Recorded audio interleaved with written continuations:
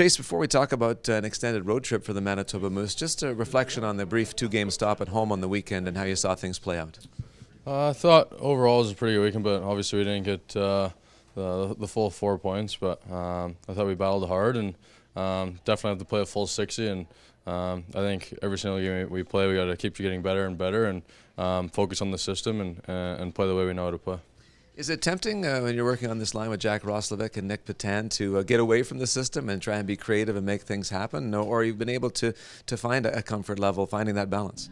I think by now it's my third year now, and obviously PD's a veteran, and Jack is his second year, so we're all familiar with the system. So being on a line with those guys, we're all really good friends, obviously off the ice as well, so it makes it that much more enjoyable on the ice, and hopefully we'll start getting some points and start contributing offensively. But I think as long as we're doing the things that, like I said, sticking to the system and playing right defensively, then good things will happen. Does your experience help you to deal with the pressure and expectation? Because sometimes people will see three players like that together with offensive ability and think, oh, every night you're going to get 4 goals. Right, and obviously that's a plan.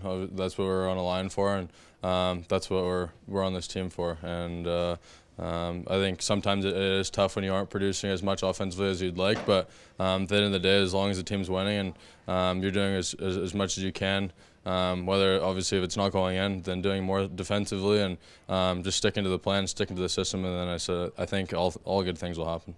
Big goal for you as we continue to look back at the weekend on Friday night, scoring late. Is it a point of pride for you to be on the ice in those situations and be able to chip in? Yeah, definitely. I think any time you get to play in those big minutes, and especially that late in a game and that important of a game, it's huge. And being able to contribute finally, it was definitely a relief. And as my mom and dad were in town, so it was definitely nice to get one in front of them. Well, now you go back to familiar territory, heading to California for a half dozen games. It's a long trip, a lot of games. How do you approach something like that?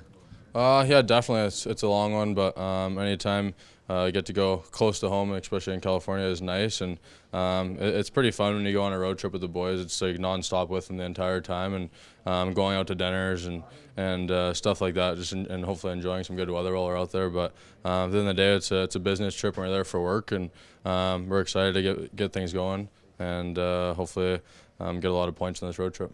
When you think about the state of hockey in California now, is it impressive to you how things have grown over the years? Definitely. I think every time I go home in the summer, whether it's in the rinks or just driving on the freeways, you see Ducks promos or Kings promos and stuff like that. So it's definitely special knowing that you come from there, and kind of at the start it was pretty much just roller hockey, and as the years progressed, then it's more and more ice hockey and more youth hockey. So the Kings and Ducks programs are doing a really good job down there, and it's definitely exciting to see.